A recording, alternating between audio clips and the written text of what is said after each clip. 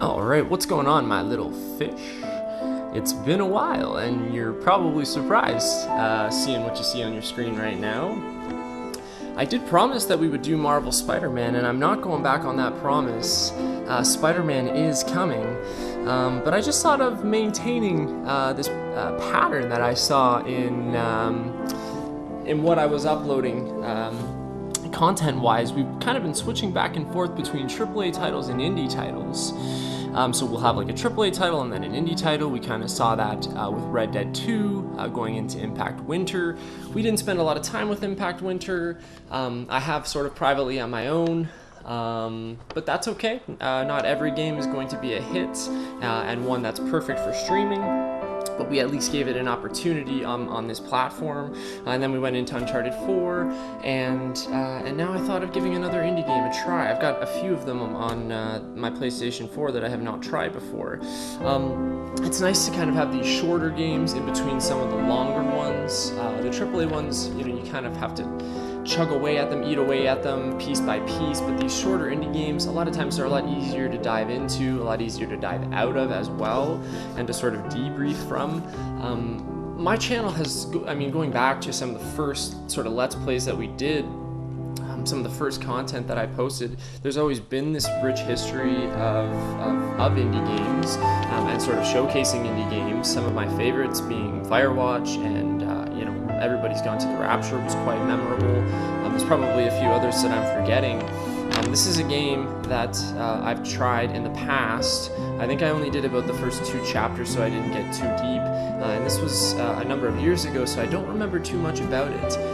But it was enjoyable from what I remember. I've always kind of pondered going back to it. The interest has always been there, and I thought, well, no better time like the present to do just that. So, without further ado, this is Valiant Hearts, The Great War, and this is Sweet Fish Plays.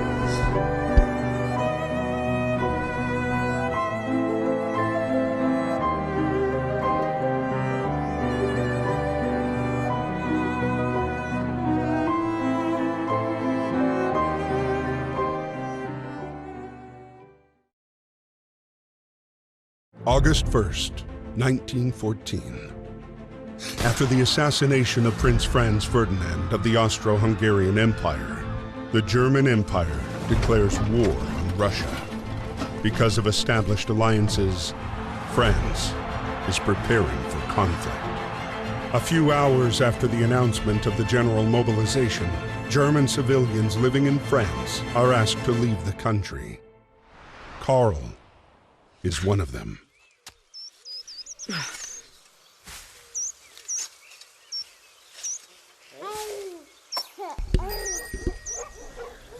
August 1st, 1914. That's where it all begins.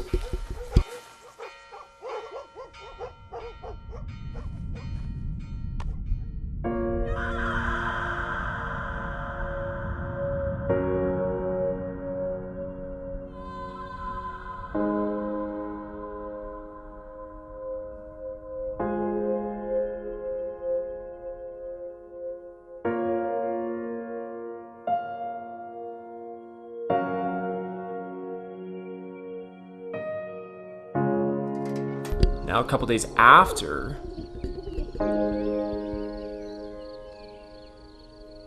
the only other man on the farm is now drafted.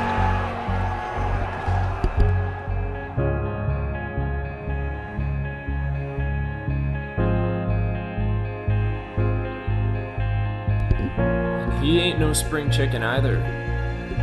A few days after Karl was deported, the war was hungry for more, and took away Emil as well. A heavy-hearted Emil was called up to fight and left the farm for Saint-Mihiel. Like so many others, he had no idea what fate had in store for him. So up front, it's a pretty basic game. It's basically two-dimensional, although there is some sort of 3D pop to it, which is cool. I love the art style. You might say this is not really an indie game because it's Ubisoft is behind it, but it's a Ubisoft art title, and it's not really a mainstream game. So as far as I'm concerned, it sure is an indie game. Controls super easy. There's just a lot of interactivity, and we'll sort of see how that plays in through the gameplay throughout. I remember a little bit of it. But now we're taking control of Emil. So Carl is the husband of Marie and the father of their sort of newborn son, Victor. He's torn away because he's German living in France, and there's all this tension, so they just deport him. And he's likely to end up in the German army. And now you've got Emil. Now France is desperate for soldiers. He gets conscripted as well, basically into the French army. So this is where we begin. Everyone is torn away from Marie, who's left all by herself at the farm with their newborn son. It's got to be a pretty nervous situation all the way around.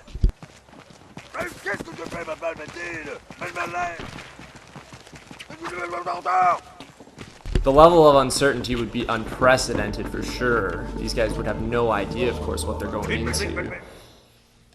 One cool thing is here, the game will give us these sort of real historical facts, some real historical background information to sort of fill in some of the blanks. I'm definitely no historian, so I love that they do this. They did a good job of sort of incorporating real life into this story, which is cool. You want to see that in any war title, of course.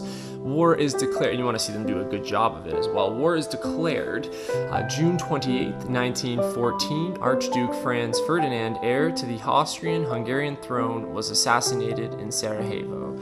So this was sort of introduced in that opening cutscene as well. As a result of the chain of diplomatic and military alliances in place, all these countries intertwined with each other, the event launched Europe into an armed conflict that, with the involvement of colonies, took on a global dimension with the involvement of colonies, right?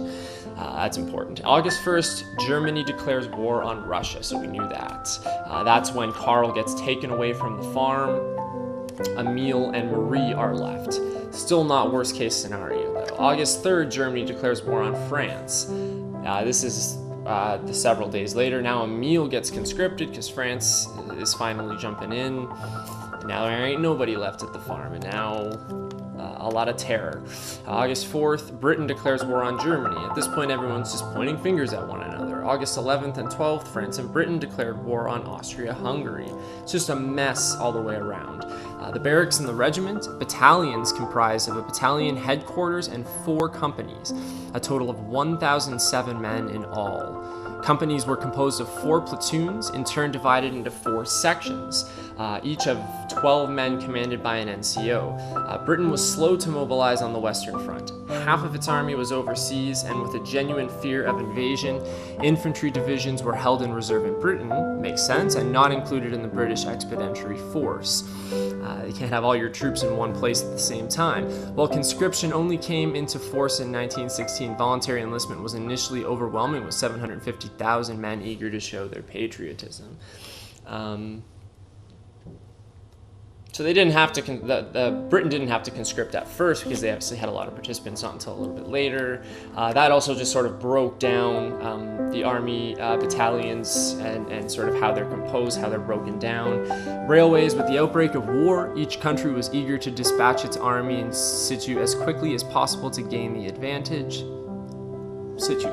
Jesus, brain fart. Railways were essential for mobilization and supply. By August 1914, the British realized the importance of rail in the war effort and dispatched Royal Engineers to the front to build new lines. By 1917, 40,000 enlisted railway soldiers, were working for the RE in France and Flanders.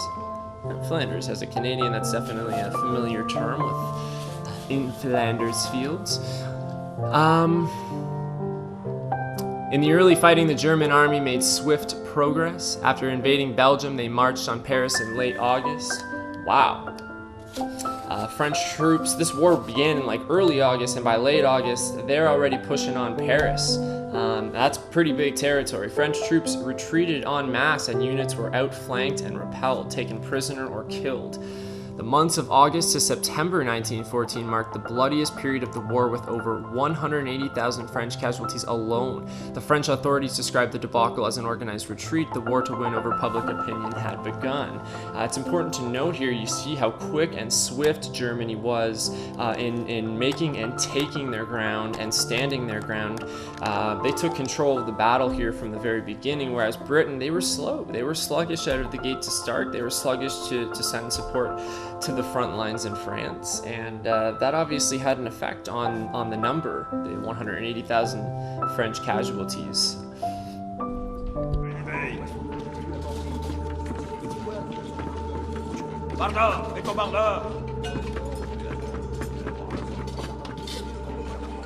So again, Emil's a pretty old dude, so I mean, he looks fit enough to fight, you know, but it's got to be a pretty nerve-wracking time. I mean, I'm sure he's not happy about leaving his daughter alone.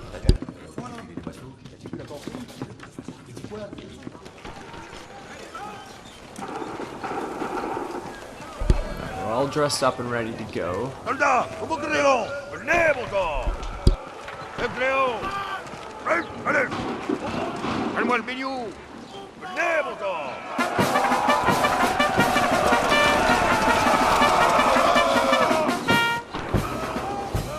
And that's the extent of the interactivity. Like, you just got to find the right people to talk to, find the right tasks to complete.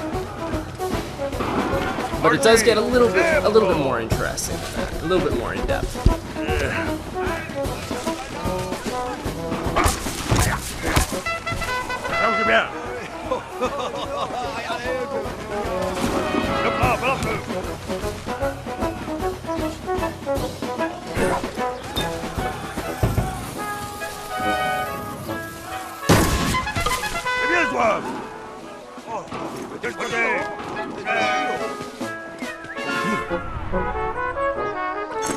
Okay, saw something shining there, so that's what collectibles will look like. Coming off of Uncharted, that'll be easy because the collectibles in that game shined too. Had some trouble getting over that first obstacle, but I'm kicking some ass right now. These are sort of some of the more basic functions in the game. They're teaching you how to throw things. That's really for grenades. Teaching you how to maneuver around the environment, different environments. Using your machete or your big knife, your bayonet.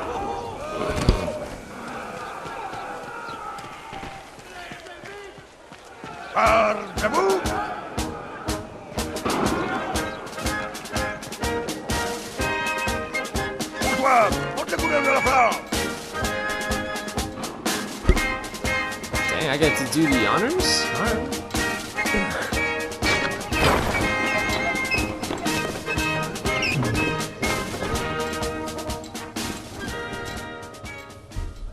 It ain't gonna be all sunshine and raising flags. We are on our way to Paris. The atmosphere here is strangely cheerful. I hope that the harvest goes well. Rely on our neighbors for help. They've always been gracious and charitable people. I'll write again as soon as I get my assignment. Please kiss my little grandson for me.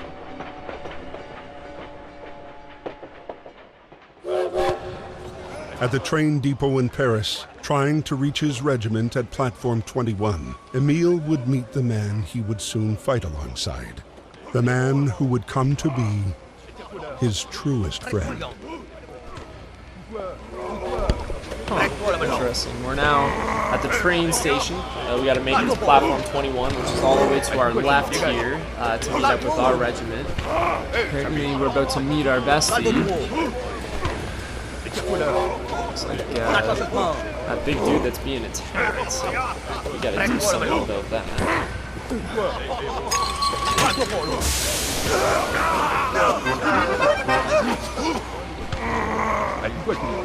We got to see some of that raw emotion in Emile, you know, missing his family and worried about things to come. There's definitely some foreshadowing. We saw Carl get taken away to back to Germany, deported back to Germany, where he will likely have to join the German forces, and Emil's already part of the French forces, the two fighting each other. Wouldn't you say it's likely they come across each other at some point? I mean, oh no. Or would that be too perfect in the scope of the story?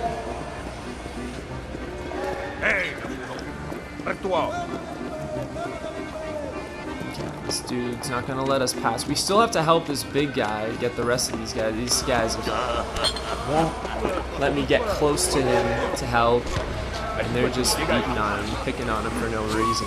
So, well, there is likely a reason.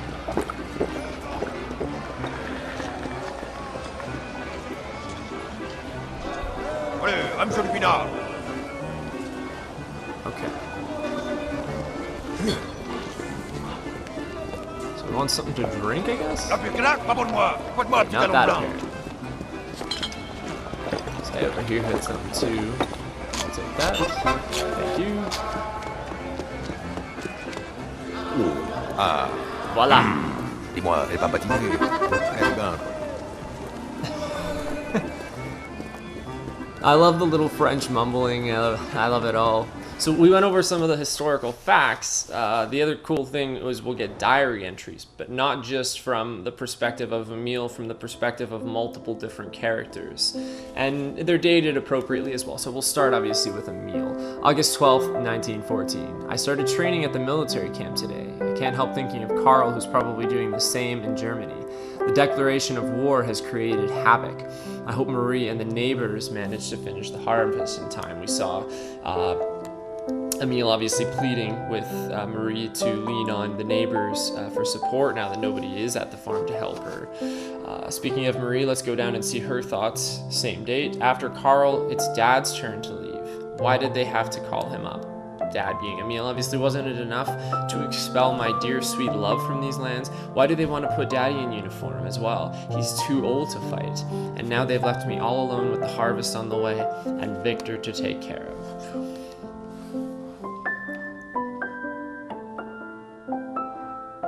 So everyone sort of gets the short end of the stick. Karl can't stay with his family. He's deported and has to fight. Emil, at his age, you know, torn away from his daughter and his new grandson and has to fight for the opposite side. And now she is left with nobody. So it's a lose-lose for everybody. You know, if Emil hadn't been conscripted, at least Marie would still have somebody there with her. But now, I mean, even she's sort of alone. Everyone's really like alone here. This is Karl. Wow, that got deep.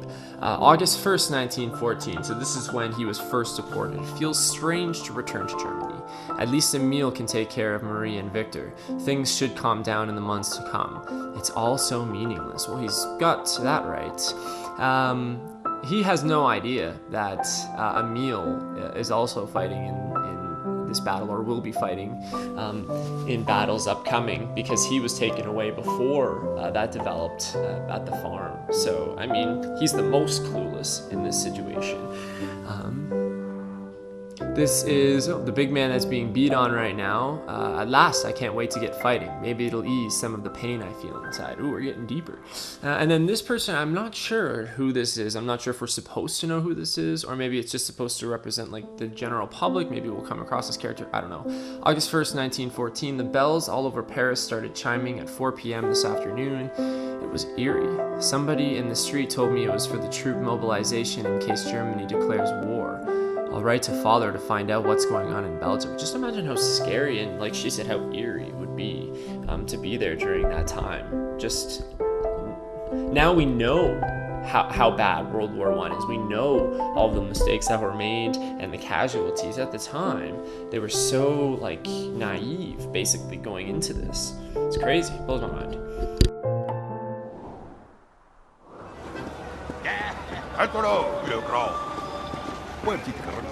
Okay, so we're past the rude dude that wouldn't let us buy. Something else is shiny here. Oh, another collectible. It looks like a postcard. Looks like there's 5 in the level. Is that correct? Yes. Oh, these are items. Okay, I guess items within the level. Cool. So we found a German helmet earlier. The legendary pointed German helmet, the Pickelhaube, was used by German forces until 1916. and was then replaced by much more efficient steel helmets. It looks like something you'd see out of like Rome in like Jesus' time. The different parts of the helmet, including the point for defense against saber attack. Christ, it's like cavemen, were adopted according to the rank, origin, and weapon used by the soldier. On some helmets, the point was rounded. Again, look how much more primitive things were at this time. A lot of games and media focus on World War II.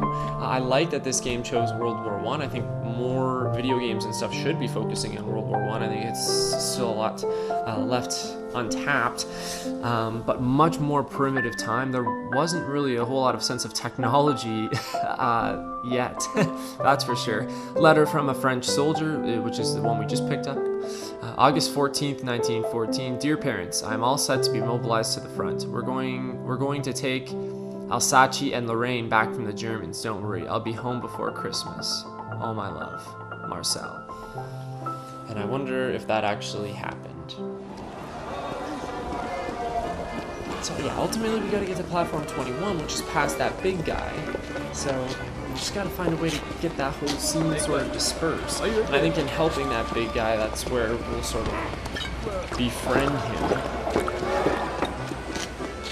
Just wanted to see if there were any more shinies, because I'm missing 2 items for this level. I'm not gonna worry about that too much, but further down the platform this way, we're getting further away from platform 21, but we could work our way around if we use that ladder. This dude, again, is blocking it. These guys have obsession with blocking things for some reason. Okay, so we can't go any further that way. The only other thing we can really interact with here is the band.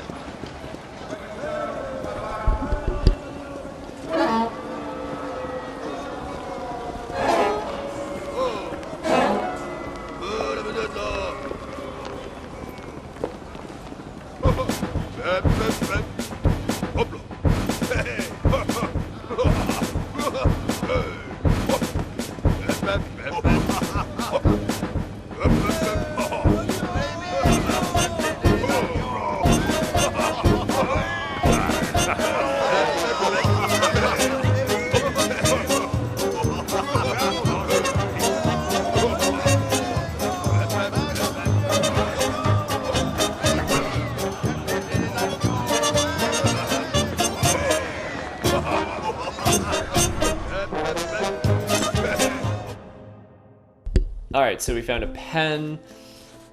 That is not a pen, it is a metal nib. In 1914, bureaus did not yet exist, and at school, children learned to write with metal nibs, or more often, and especially in the countryside, with whittled goose feathers. Told you, we are going way back. The sheer volume of war correspondence saw metal nibs become more widespread. There was a need for, I guess, a more efficient writing utensil at the time, and that was it. Cool, we found 3 out of 5. I'm not going to be a Nazi, no pun intended, about finding all the items, so don't worry about that, but, you know, we'll keep our eyes open and see if we come across it. This whole dance scene just reinforces the fact that the French are weird, to me. But it did the job. It got the guy out of the way. It got him dancing. That's what we needed. Ah, now we can...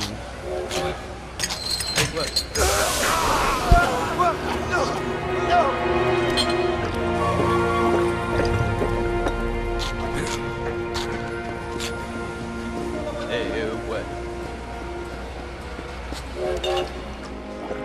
Thank you very much. I'm French. Where are you from? Listen. Dang, he's American. That's interesting. August 21st, 1914.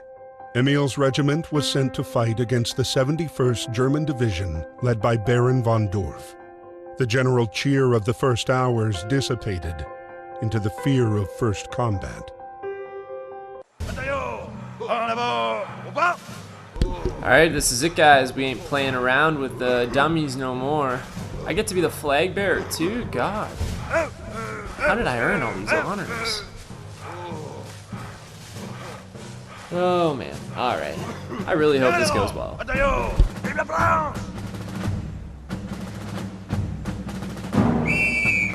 Baron von Dorf, here we come!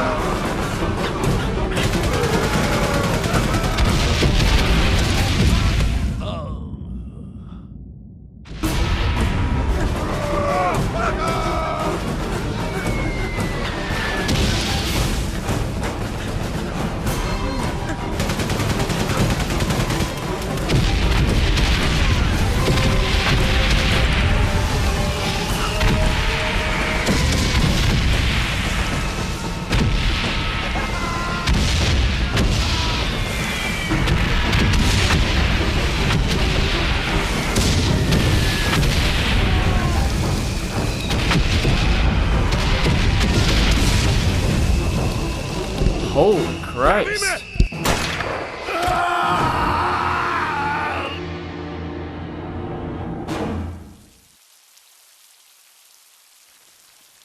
Alright, that was supposed to happen. The first time I died, it was not. You gotta be kidding me.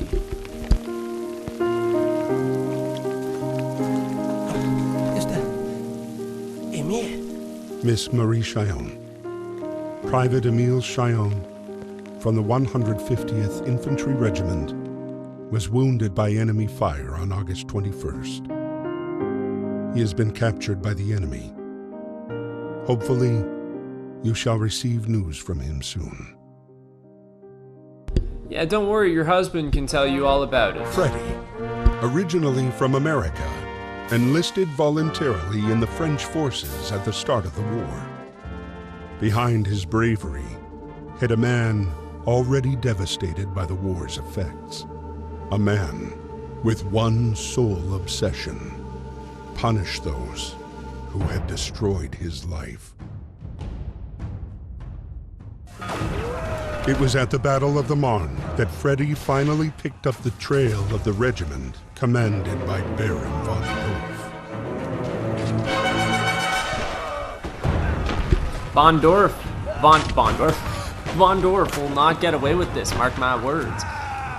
Freddy ain't gonna let this kind of crap fly. Not in Freddy's hood, yo. Okay, so...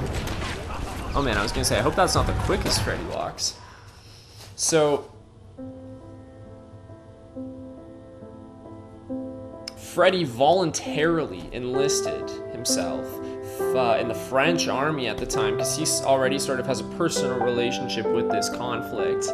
I wonder how many Americans, Canadians, or that actually did that. I'm sure there were a lot that also wanted to support Britain and stuff like that. I could see that being the case. We're gonna get a whole new string of facts here. Emile was actually not killed in that last sequence. He was only injured and taken in by the enemy.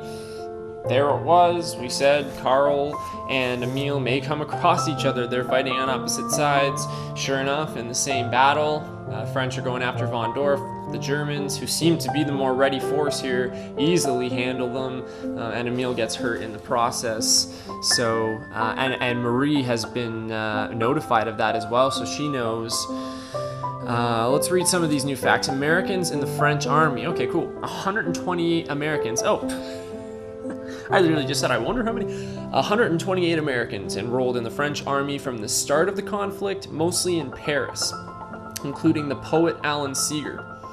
The majority joined the Foreign Legion and took part in the Battle of the Marne, which is actually this battle we're taking part in right now, also involving the 71st German Regiment under von Dorf.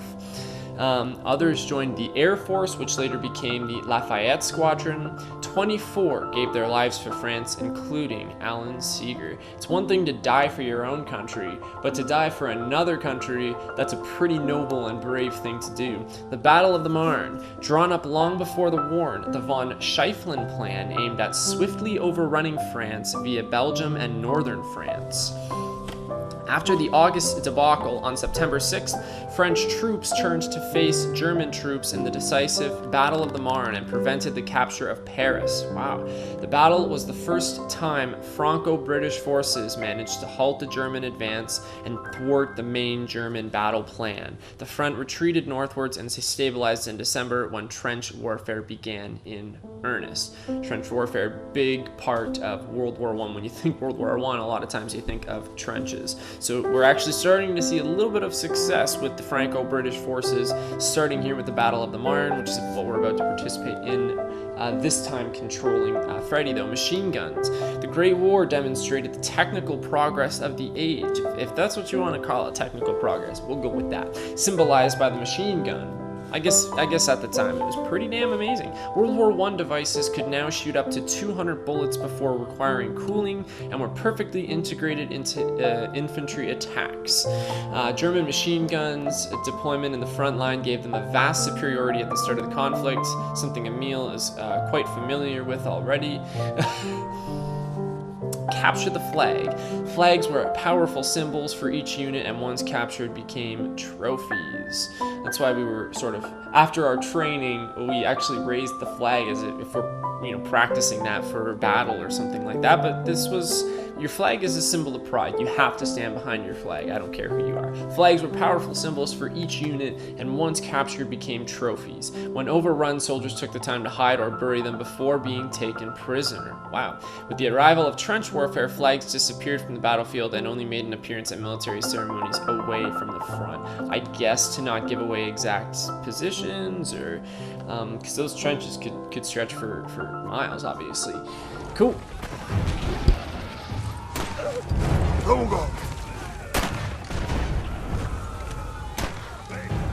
Alright, new objective.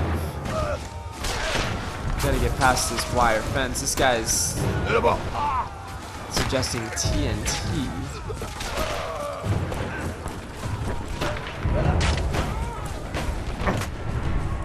Oh, there's a collectible behind me. That's cool. French identification tag. There are 6 collectibles in this level. Created in 1881, so basically a dog tag. In the wake of the French defeat against the Prussians, in 1870-71, the French identification tag indicated a soldier's name and surname, the year of his conscription, his place of birth, and ID number. Dog tags were used, there we go, to identify corpses on the battlefield in an attempt to overcome the problem of soldiers missing in action and unidentified bodies.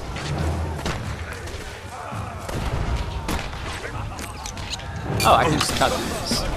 What are you telling me? Why are you telling me about TNT? Oh, for the bridge, for a bridge. Where's this bridge? Show me this bridge.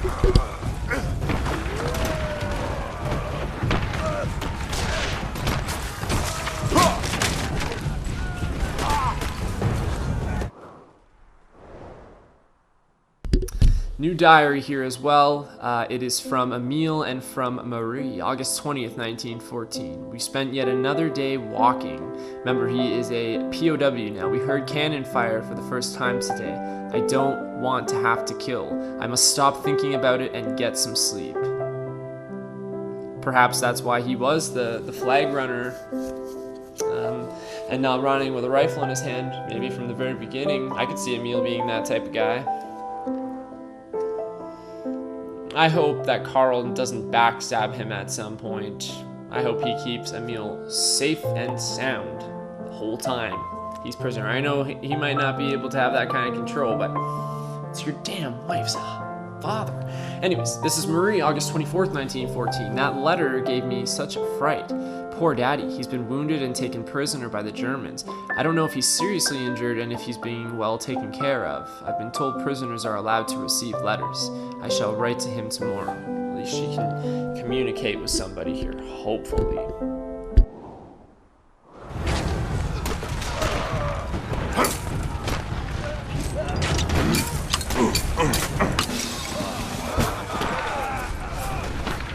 Good to know, fists do not work against barbed wire. Can I pick up multiple? Looks like I can carry.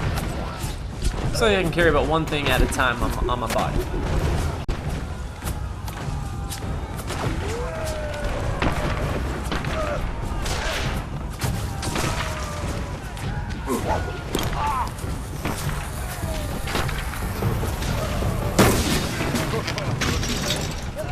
Freddy ain't just all brawn, he got some brain in there too.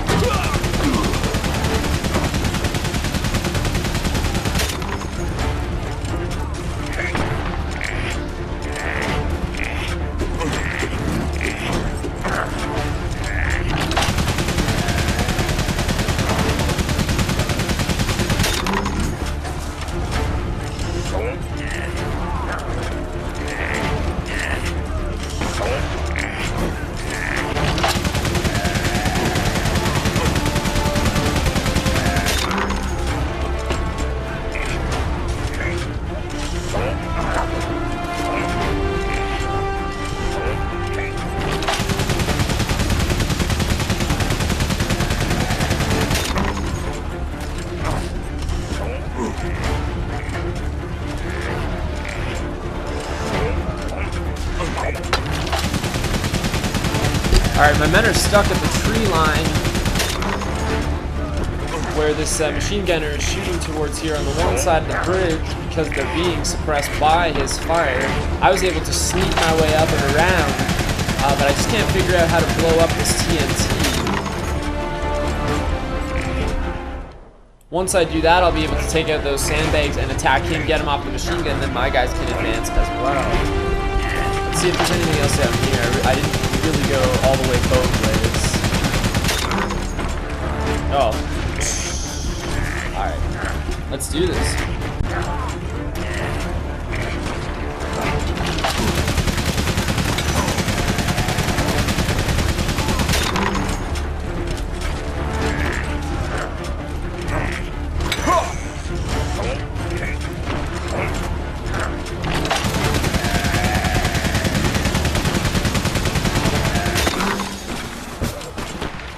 Oh, okay, there was actually one stick of dynamite missing there on the wall. I had to fix that. Now the charge should be able to go all the way through.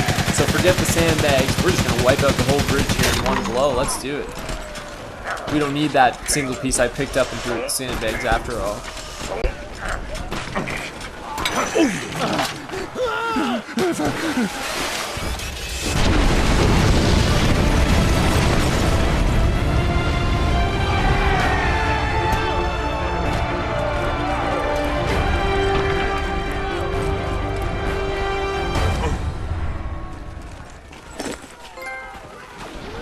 I think the best way to find these collectibles, honestly, is to just kind of spam the X button as you walk around, because that's how you pick stuff up. Like I said, the controls are so simple. It's as easy as, you know, going up to something and pressing the right button. So you don't have to worry about pressing X and doing some other sort of move or something like that.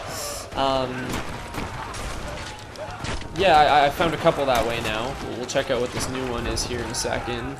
Because, wow, some of them are well hidden. I'm surprised you don't really see the shine at all. Alright, we got something up there. Not sure. Well, oh, it's a grenade. That's better.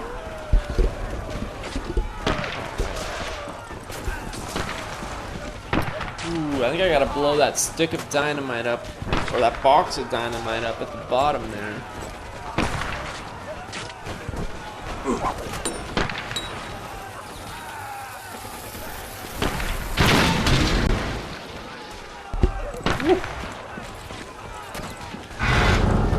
Should have been an engineer in another lifetime, Freddy.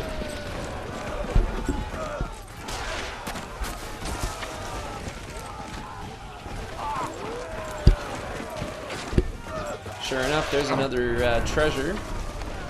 I got a trophy. We've obviously found enough for a basic trophy. I found 3 so far. I think we found 3 out of 5 in the first level there. No, 3 out of 6 here. Pretty cool. We found the HQ map. Soldiers did not have sat-nav to pick their way through the countryside. The only tools they had were a compass and an HQ map. Orienteering duties were the reserve of officers and non-commissioned officers. And I mean, can you imagine how many of those officers probably had no idea how to read a map or a compass, maybe weren't educated at all and couldn't do that? So I mean, that's a whole other complexity added to it, though. And then we also found German cartridges, German 7.92mm Mauser cartridges. The diameter of German machine gun ammunition was standard, whether used in light machine guns or heavy machine guns. Light machine guns or heavy machine guns, which are SMGs, actually small machine guns. The same diameter was used for the standard German Army issue Kar-98K rifle. That's a familiar name to me. Only the C96 pistol used by officers was of smaller caliber at 7.63mm. Interesting. I mean, if you're a fan of ammunition, you know, you're probably really enjoying my stream right now. Probably a little too much.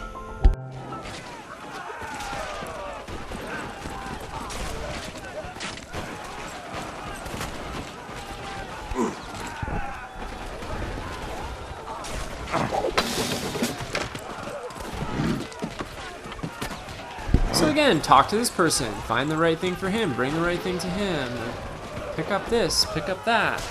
Pick up this and throw it. You know, very, very easy. Gets a little bit more complicated with like, where do you have to throw this? What do you have to do with this? But I mean, it's really not rocket science. So this should be a pretty fun one to delve into here. You shouldn't really get stuck with a lot. But you never know with me. Oh, shit.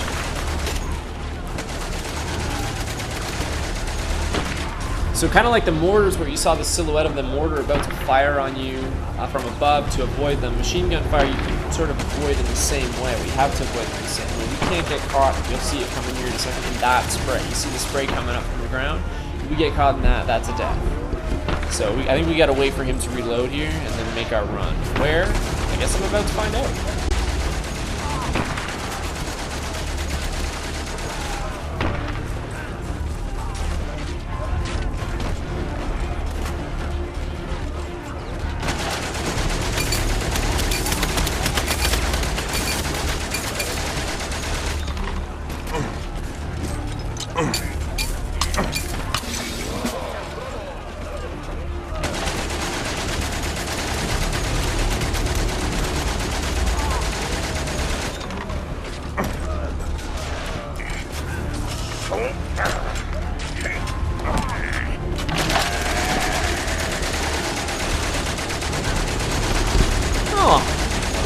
French buddies made it real close too. How's it going, buddy? You lay down cover and fire. I'll toss a fray.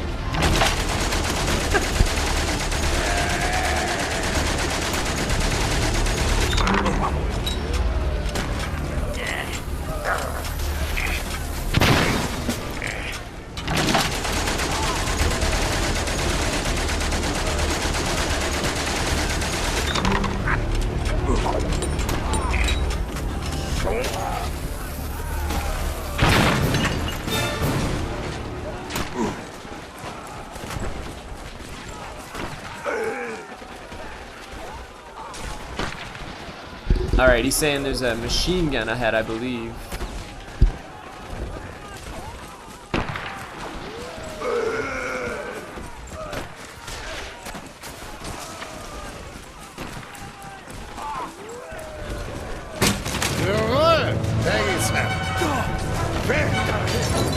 Von Dorf.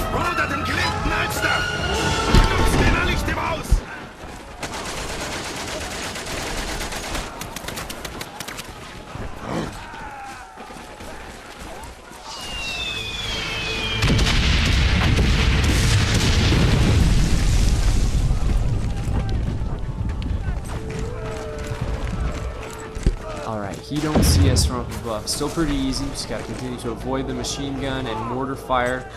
Pretty close on us right now. I gotta find a way to knock that ladder down so I can get up to the second level. I hate that I don't have a gun. I feel kind of stupid. Gotta find a way to get up there, though. We are coming for you, Von Dorf. You better believe it. We will avenge Emil if it's the last thing I do.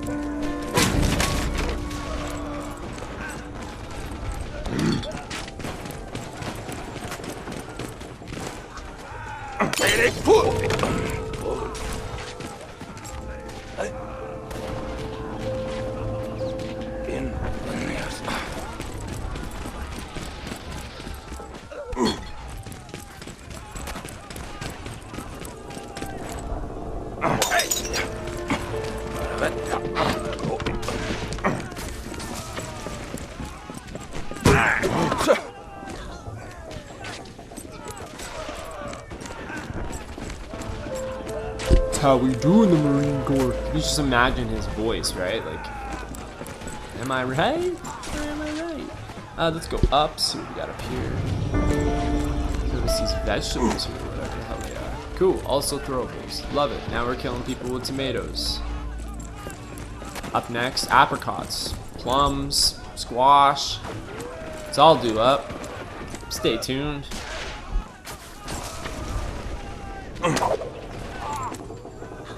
Yes, I suppose a tomato would not smash through a wood window blockade. I suppose there is some realism to that. However, I guess it won't kill them either, but it will definitely stain their clothes, and I can tell you, Tide to Go ain't exist in 1914. I don't know. There's a bell out there, so that's what I was trying to accomplish, break through that barricade to rain in.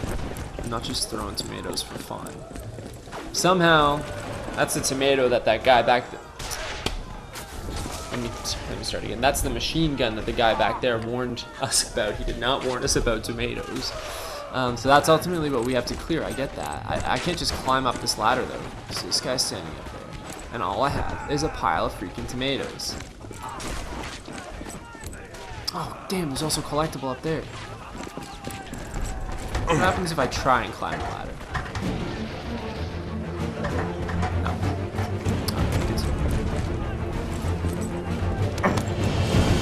Is there a stronger fruit vegetable here? You got any, like, cucumbers or, like, what's a strong fruit? Pineapple. Pineapple. You got any pineapple?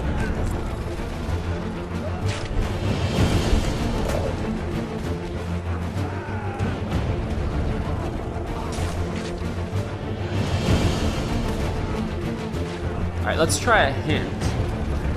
Let's try this. Unlock this hint.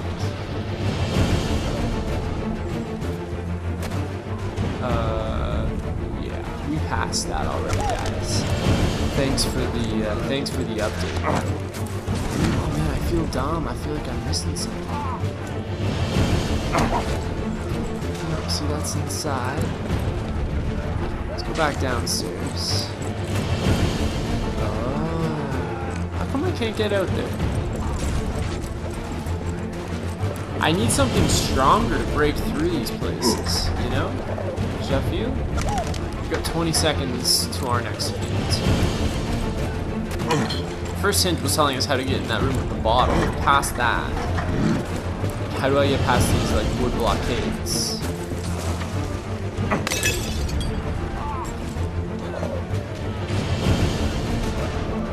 Usually not a stickler for hints, but you gotta do what you gotta do, Jeff.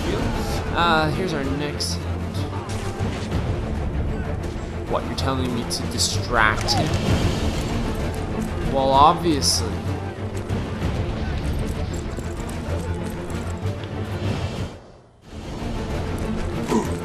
Oh, can I just break it with my fist? I give up.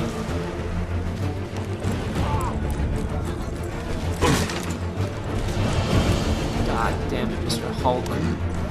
Hulk Hogan. Or the Incredible Hulk, I guess. Hulk works for both of them. Embroidery. Household linen was precious, and it was often customized with embroidered initials.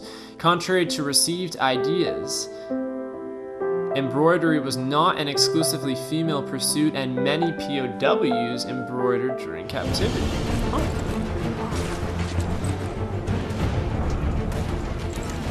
We're getting a wide scope of facts, but I do like that it really brings you into the story. Might as well look at the last one. Yeah, obviously we do hit the bell. Yeah, it makes the environment of the story more engaging as well.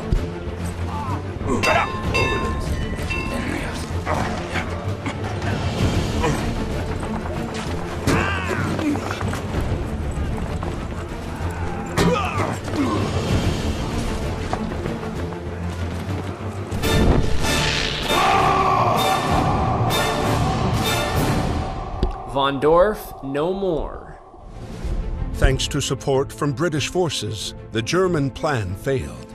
The front line moved back to the north, and with the arrival of winter, froze. Soldiers holed up amid a vast labyrinth of trenches and tunnels that would become the indelible image of the Great War. Karl's regiment retreated to the outskirts of Neuve-Chapelle, the same camp where Emile was being held prisoner. Oh man, the irony again. Oh, good lord.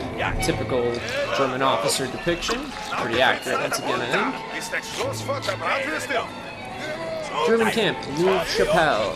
So the Germans have been driven back here. It's the middle of winter, pretty cold. They get called to be warm and mixed up. We get freezing. We're back to controlling a meal. Carl the bastard is around here somewhere, probably frolicking merrily with his fellow officers. Who knows? I've got a spoon in my hand and chains around my feet. Love it. All right, we got some more facts now. As I guess we're moving into the next section. This is, we're starting to take a dark turn here now once we start to hit these camps. These are not concentration camps like we saw in World War II. This is just like the POW camp, obviously, but, you know, still not a great place to find yourself in. 6 million prisoners of war. Between 1914 and 1918, over 6 million men were taken prisoner, including 1.2 million German and 200,000 British troops. Despite the 1907 Hague Convention and the efforts of the International Red Cross, prison conditions and forced labor proved harsh for conscripts, and hundreds of thousands never made it home. Of course. Well, it's not going to be like a vacation.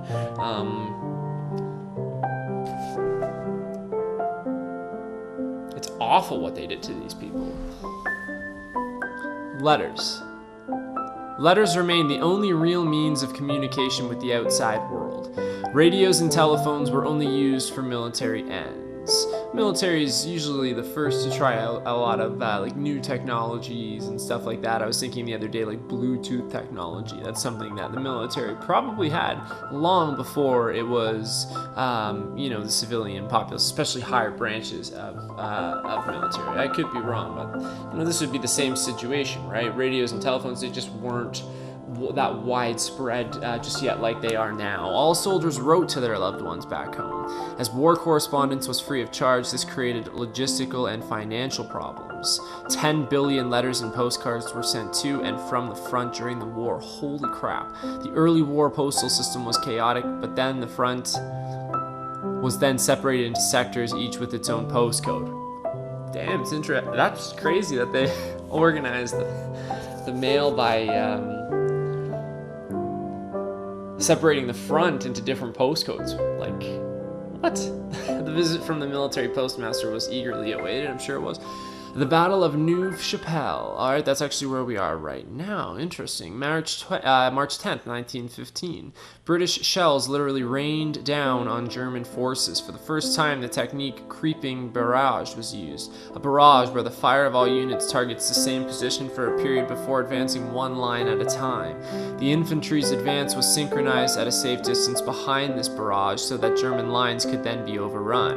That day, 530 cannons fired over 216,000 shells. That is a whack number. So that is to say, one shell per weapon every 2 minutes. That's insane. That is crazy. The Garwal rifles. In the early 20th century, Great Britain and France governed huge colonial empires and put them to use during the war. Well, Britain pretty much colonized everything. India, Africa, you name it, Britain colonized it. Indian troops were deployed by Britain in the Middle East as well as on the European front and made an important contribution to the war effort. Huh. There's something that I certainly did not know. It's interesting. It seems like an often glazed over fact. Many victories were achieved thanks to their bravery and discipline in combat. A monument commemorating their sacrifice stands in Neuve Chapelle in France today. Sweet. Mud. Trench life was difficult. Ooh. Soldiers were confronted with cold, rain, and mud. Dirty water meant that diseases such as dysentery, typhus, and cholera flourished. The depth of the mud also presented dangers, and soldiers sometimes drowned in shell holes or in the tunnels leading to the trenches. And explosives. Trench fortifications required the use of explosives. To penetrate enemy lines, long tunnels were dug under no man's land beneath enemy trenches, inside which explosives were placed. The English used cordite, a powerful explosive that could be detonated at a distance. Wow.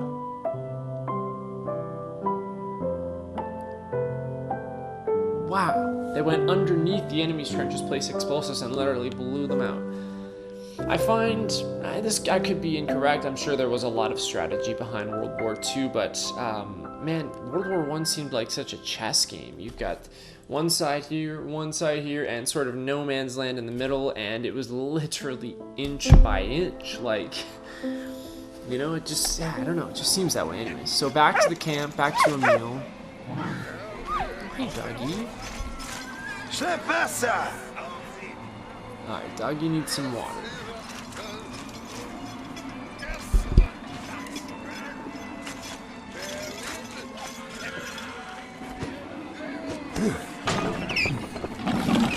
Grips!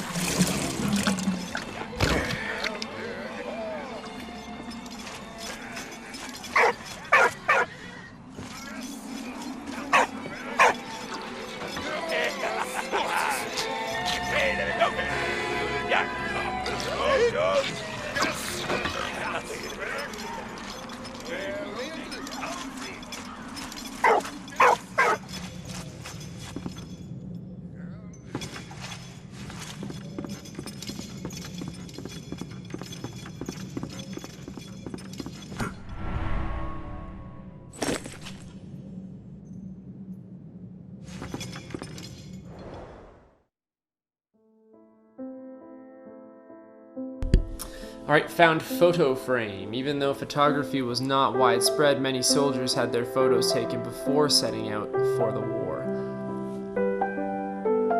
Professional prints were developed on photo paper and applied to a hard backing to prevent tearing. Some photos were directly printed as postcards, especially group conscript photos. Huh. Even photos, see, were not really widespread at that time. I just wanted to see. Cool.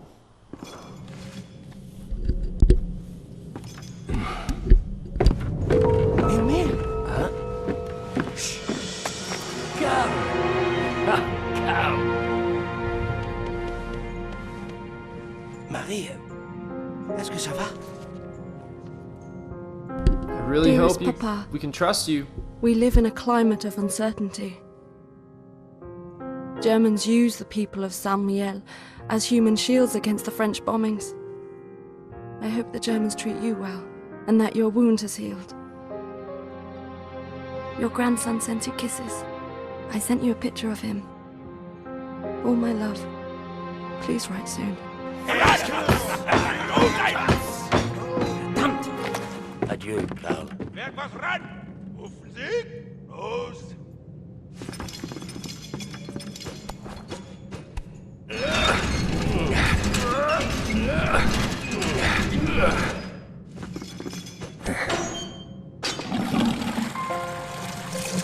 Op die op!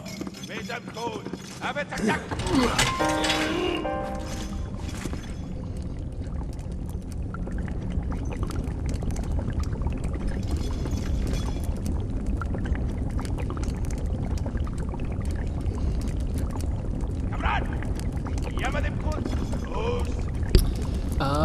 Okay, he wants hot dogs. Oh, and there's the instruction, or like some sort of like a sausage or something like that. And of course, the officer's gonna get whatever he wants, and he's demanding it quickly. Okay, so you can see the meat's hanging up there. So, okay, I actually did that in the right order, surprisingly. Following those instructions without actually even really paying attention to them. So obviously we have to pour the water in, we have to start boiling the water, and now we have to add the meat.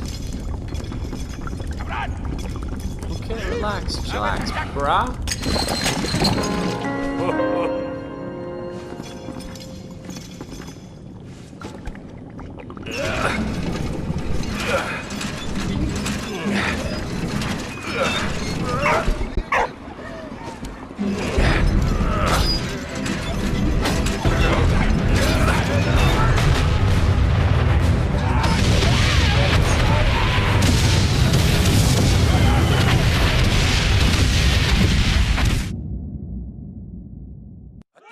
Standing up, good plan. Let's get the heck out of here. What the?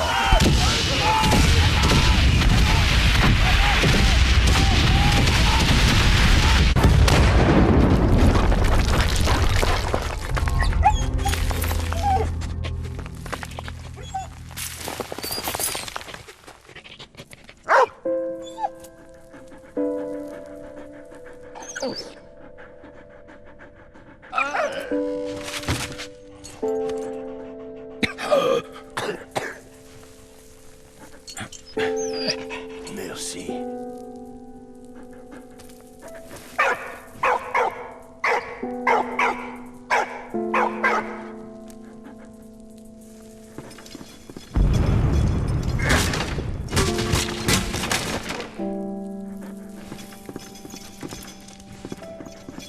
Oh man, look at it out there. I don't think anyone else survived. I think we can get rid of that spoon now, Emil. Holy crap.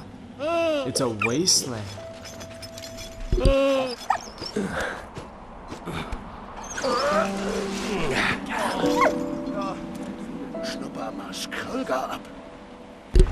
We're looking for Carl. We want to see if Carl made it out of here.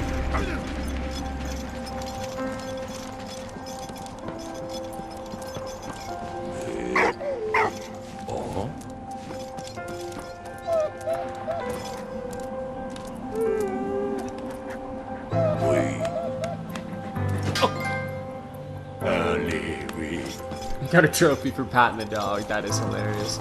We gotta find something to put in here to move these,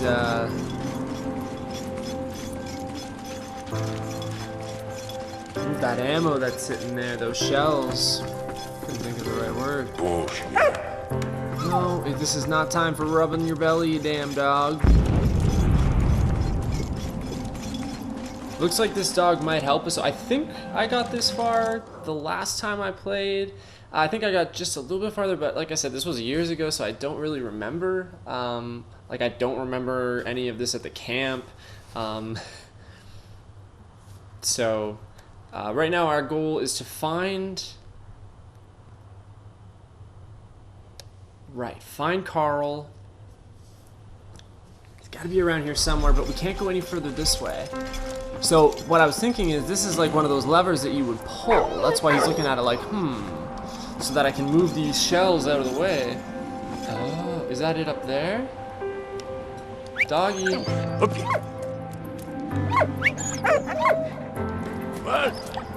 Doggy, can you go... We didn't need bottles here. Oh, maybe I gotta knock it out of the tree and then... Jesus. Jeez Louise.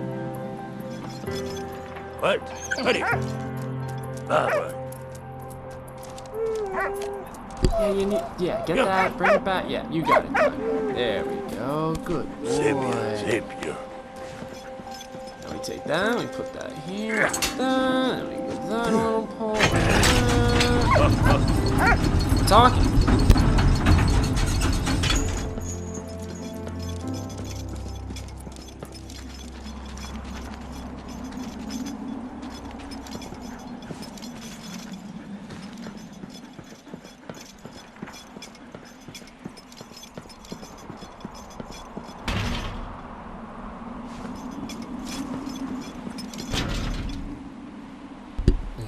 Puzzle's getting a little harder, huh? Okay, so the dog's sitting there. Alright, what's in here? Oh. It's our counterweight. Oh, I've got just enough time there. Cool.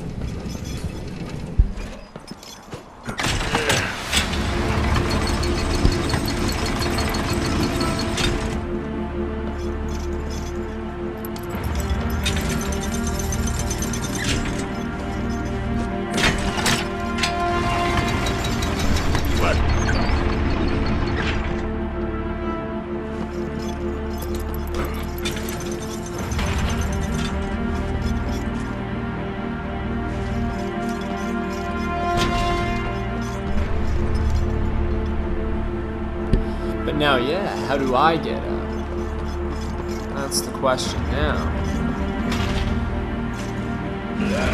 So this acts as a counterweight on the one side, allowing me to get up here. Oh, we both have to go up. As it's coming up, I gotta... Aha. Just a little thinking involved here and there, that's all.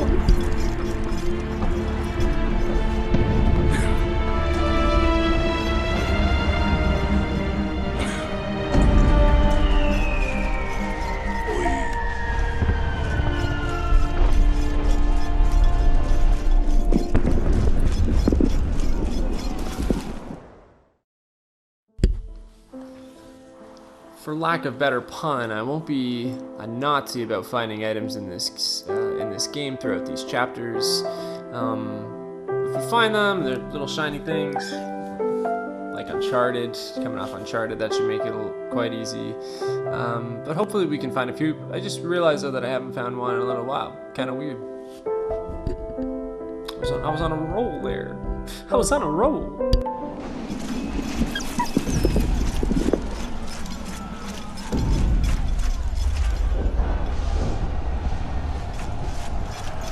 Jesus, look at this place. And at least the soldiers are like somewhat protected from the elements. Like, Emil's got nothing, man. Like, no way to protect himself. He's got a freaking spoon, man. Come on, man. It's my favorite quote.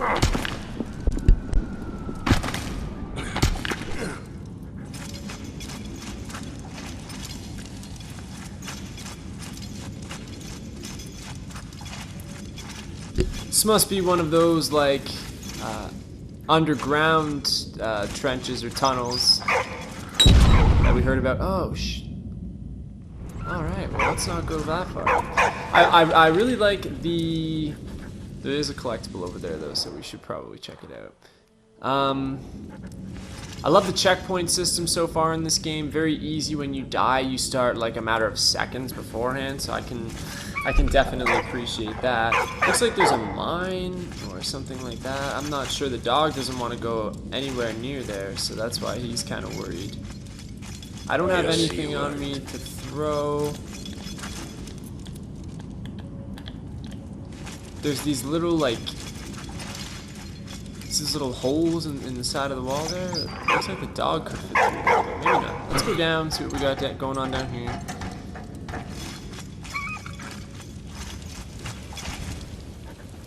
Alright, so that leads back outside. Where does this lead?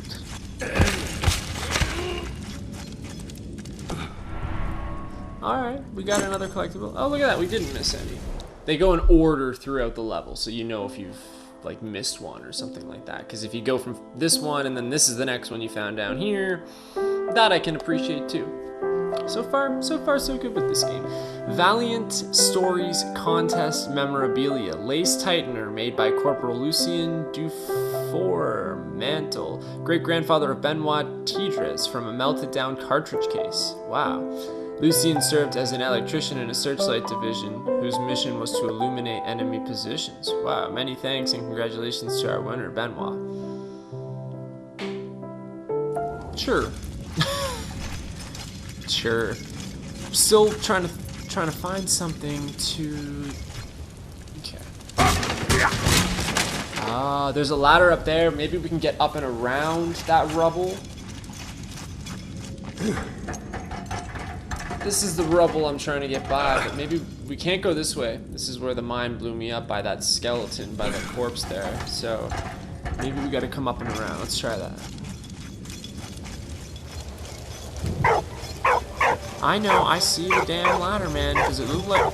Yo, dog, does it look like I have anything on me? And I must say as well, I'm always a fan of a video game that gives you a dog companion. Who wouldn't be? So it's not a mine or anything blowing me up, it's these shells, right? These shells are explosive. It looks like they're sort of lodged into the land, so that is what that's the explosion that's killing me. So that rubble, I was trying to hit that rubble to get past it, and there were shells in that rubble back there. That's what blew me up there. So I know I can't get past here yet. Okay, let's see what he's bugging me about. What?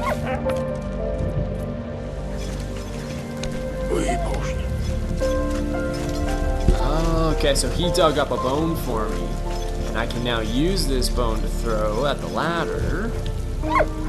Bear with me, it'll all come together.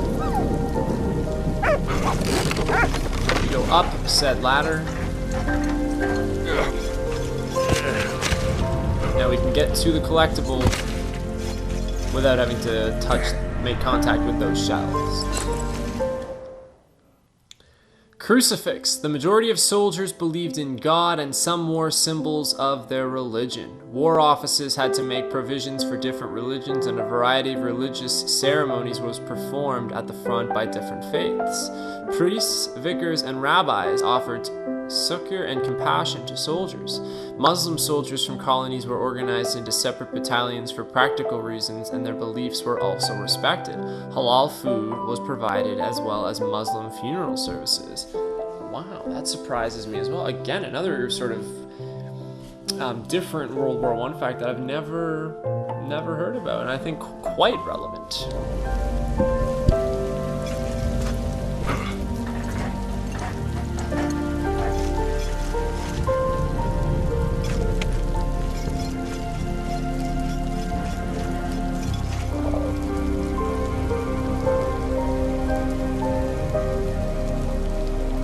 Okay, I was wondering kind of what to do next. Thought I might as well jump on the hint opportunity, so yeah, that makes sense. Our dog graciously gifted us another... Now I'm calling it our dog, as if we own the damn thing. We just met the damn thing. But he's a good one. Now give me that one back. Well-trained dog, dude, damn. Yeah, I wouldn't get too close to that one. We can detonate it from a distance with this object. Anything coming into contact with those shells will basically make them explode.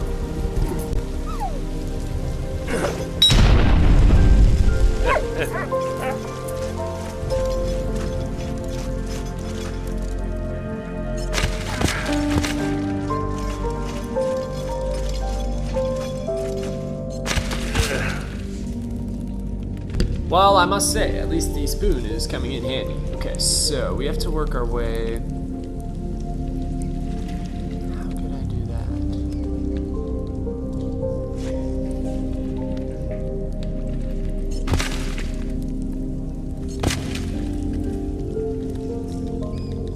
Okay, so I can't go up. I was trying to go up. We can see that collectible there. Maybe I can work my way around and up. This is going to be tough. Like I said, we can't touch any of those shells.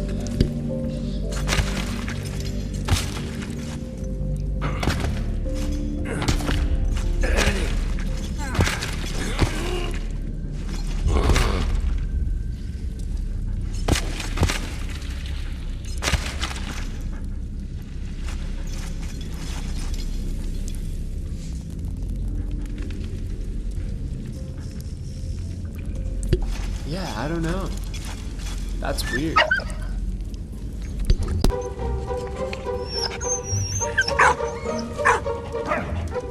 What? Okay. Oh, shoot. I'm coming.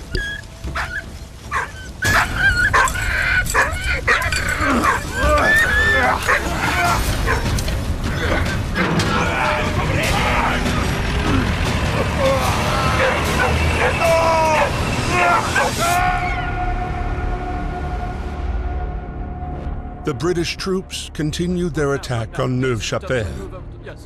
Their next objective, take back Port Arthur.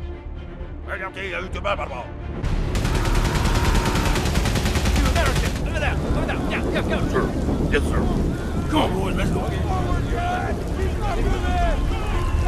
They're not seriously gonna leave me at that cliffhanger, are they? You gotta be crapping me right now. Okay, so they're actually gonna jump back to us controlling Freddy, and in turn, Freddy is fighting with some of the colonized British forces, as you can see. They look like some of the Muslim forces, perhaps. So we are not gonna get to see what freaking happens. That, I'm not gonna lie, that mildly angers me.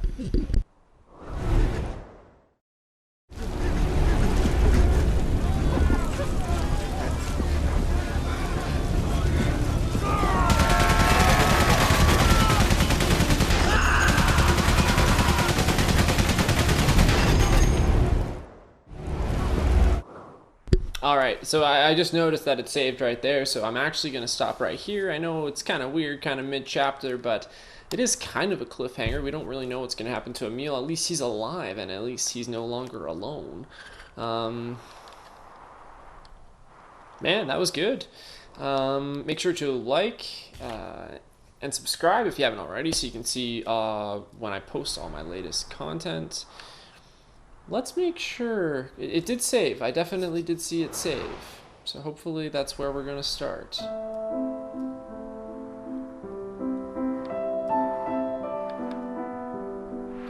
I guess we'll find out next time. And make sure to comment below. Let me know what you think about my choice to do this next. I think it's about a 7-hour game when I checked how long to beat. I always like to have an idea of what I'm getting involved in, and that's only like a guesstimate anyways. It could be a lot longer, especially streaming generally kind of pulls things out, makes them a little bit longer as well. So, but I enjoyed that, and thank you for enjoying that with me. From all of us here at Sweetfish Plays, we will see you on the other side.